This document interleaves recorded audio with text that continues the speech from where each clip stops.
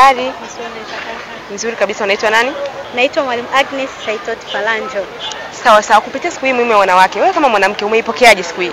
Kwa kweli nimeipokea kwa starehe, furaha na shangwe. Tumekula nyama, tumefanya maadhimisho kule, tumeenda kufanya na makongamano ya wanawake, tumejua jinsi ya kulea vipaji vya watoto wetu. Tumeelekezwa mambo mengi sana. Kwa kweli imekuwa siku very wonders. Yaani ilikuwa wonders sana. Kupitia siku hii muhimu ya wanawake duniani, ili kujitokeza kwa wingi kugombea katika nafasi mbalimbali za uongozi, wewe kama mwanamke unawaambia nini ya wanawake?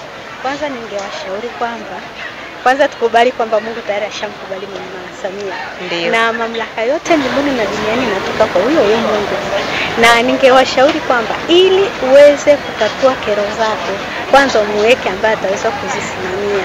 Na ile kutokwenda kufanya uchaguzi ni wenyewe, yani mtu anajikataa peke yake. Lakini akijitokeza na akaenda kumchagua mtu sahihi na kwa wakati sahihi, ina maana maendeleo yatakuja. Mfano mimi ni shahidi. Mimi hapa nimefanya kazi miaka 9 bila kupanda daraja hata mara moja. Sawa sawa. Tangu 2009 mpaka 2018. Lakini 2018 Mama Samia alipoingia akanipa madaraja mserereko. Nilikuwa daraja B. Sasa hivi ninasema niko D. Ninamshukuru sana Mama Samia. Hongera sana. Asante sana. Yaani nina furaha na familia yangu pia inafurahi kwa sababu sisi walimu kuna mahali tunanyanyaswa na kuna mahali ambapo hatutendewi haki.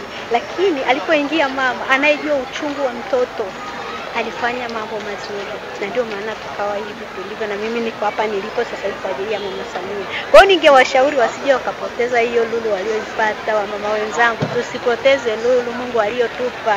Mama Samia ni lulu. Sawa sawa, shukrani sana mama. Karibu. Asante.